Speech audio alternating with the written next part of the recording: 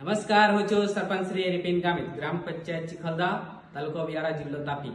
આજ કૃષિ વિજ્ઞાન કેન્દ્રની અંદર જે સરપંચ સંમેલનમાં મનરેગા નામ ચેન્જ કરીને જી રામજી એટલે કે વિકસિત ભારત રોજગાર અધિનિયમ 2025 એ નવા નિયમ પ્રમાણે 100 દિવસની જે રોજગાર મળવા પાત્ર હતું એ વધારીને 125 દિવસ કરવામાં આવ્યો છે।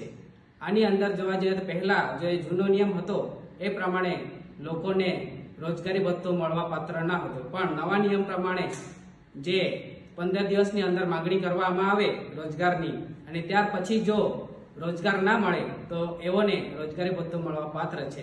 આની અંદર આપણે જોવા જઈએ તો તળાવ ઊંડું કરવાનું કામ, ચેકડેમ ઊંડું કરવાનું કામ, ખેત તલાવડી, આવા બધા કામો સિંચાઈમાં લઈ શકીએ છીએ। અને જે માટી મેટલ છે રસ્તાઓ, એ તળાવ જ્યારે ખોદવાનું ચાલુ થાય ત્યારે એમાંથી જે માટી નીકળે એ રોડ રસ્તાઓમાં જાય અને એથી રોડ રસ્તા કનેક્ટિવિટી સુધરે છે અને પર્યાવરણની જાળવણી પણ થાય છે।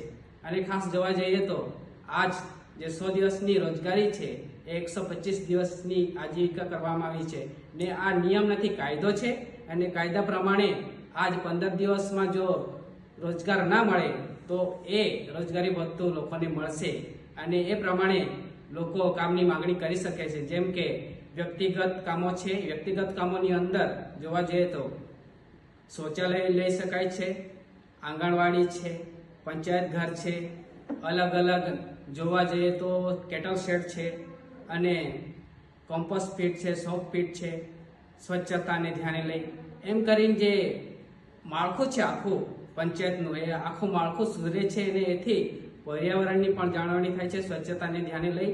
અને જે વૃક્ષારોપણ કરવામાં આવે છે એ થકી એનાથી પણ પર્યાવરણની જાળવણી થાય છે। એમ આપણે જોવા જઈએ તો આ જે કાયદો છે એ કાયદો વ્યવસ્થિત છે અને અમે અમલ જે કર્યું છે એને અમે આવકારી છે। ધન્યવાદ।